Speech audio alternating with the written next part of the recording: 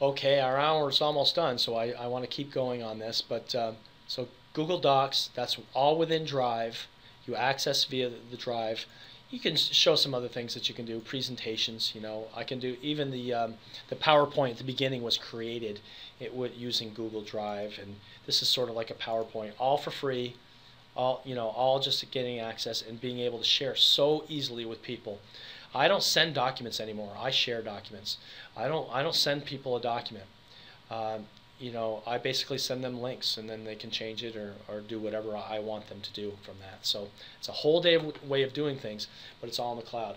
I will tell you, this is the way universities and colleges and big companies are doing this, and small businesses. It just makes sense.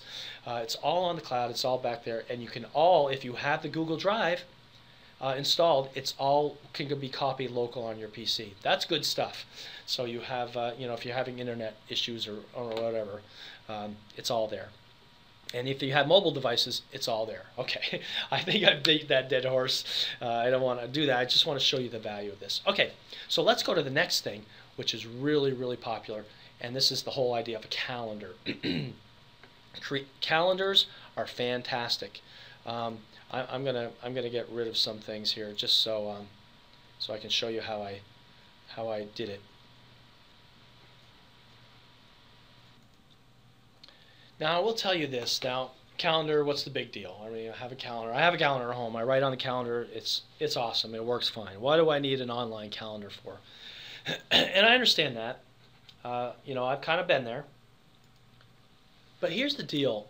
What makes this powerful is because it's Google, and especially if you have mobile devices, wouldn't it be great if you had a place where you just went online like this using a browser, got into your email, you click another button, you get into a calendar, you set up an appointment for somebody, and you can actually invite them to an appointment. Or you can schedule somebody else's time for them. And every time you put the calendar on here, it actually synced up with their mobile device. It appeared for them, and it showed up as an invitation so they could accept or decline.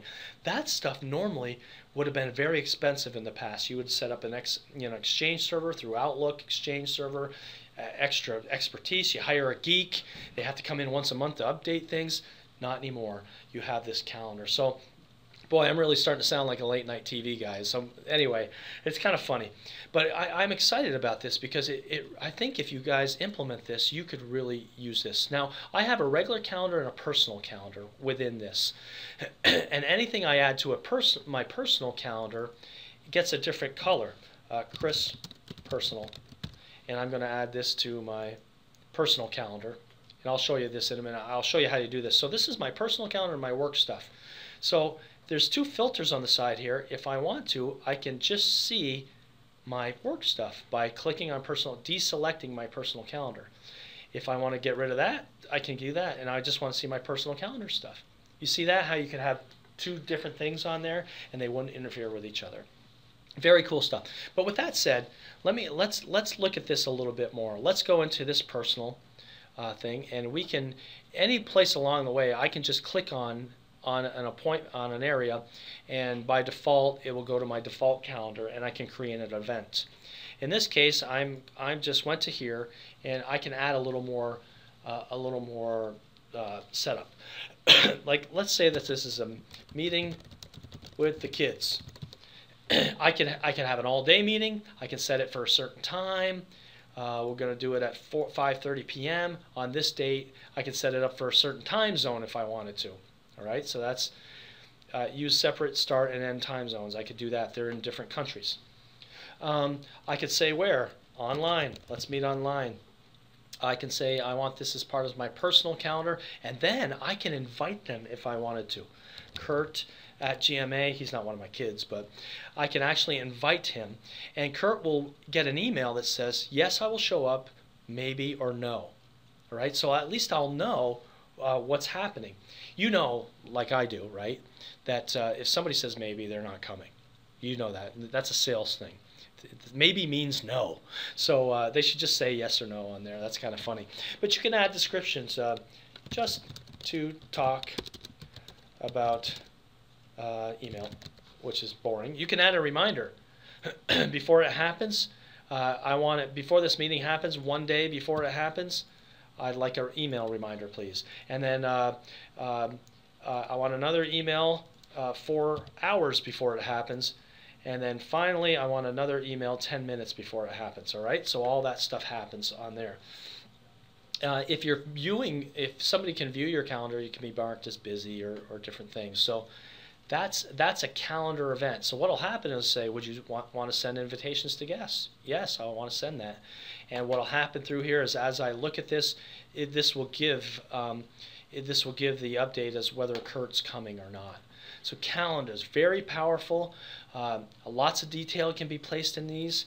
Remember that if you put it in here via the web interface, right, it's not going to work if you use Outlook because it's not tied to this. It's not going to work if you use Eudora or MacMail because it's not tied to this that way, right? It doesn't have those hooks. But if you use this webmail version, you see why I want you to use the webmail version? Even if you don't use a Chrome browser, but you log into your webmail this way, that's when it's going to work. All this stuff works nicely together, and it's all within a browser. That's really kind of cool stuff. So you can even add other calendars. There's some cute stuff here. You could add a coworker's calendar. You could browse interesting calendars. They have interesting calendars out there. Like if you're a fan of sports and you like cricket, I don't know. If you like I don't know, football, National Football League, and I want to add the Chicago Bears, subscribe to that. So now what happens is I go back to my calendar, I can see when the Bears played last. They played from 1 p.m. and it'll even tell me what the score was. And if I want to look through the month view, I can see who they play and when they play. 1 p.m. against the Packers on the 16th. So that's kind of neat. So you can add those calendars if you want to, and those different things. There's 4-day view. There's an agenda view. You can see the agendas of things. There's a day view, a week view. I find myself just on the week view for the most part. So this is calendars, very powerful. If you have a small business and you have several employees, this is the way to go. This can work out well. And if you need help, you know, kind of syncing these things up, Chris, you said I could sync these up with my mobile devices. Look on youtube.com/Green Mountain Access. That's our YouTube channel. Subscribe to that. Or, of course, you could always email me, kmerchant@gmavt.net as well. All right, so that's the lesson. And the last thing we're going to talk about is Google Sites.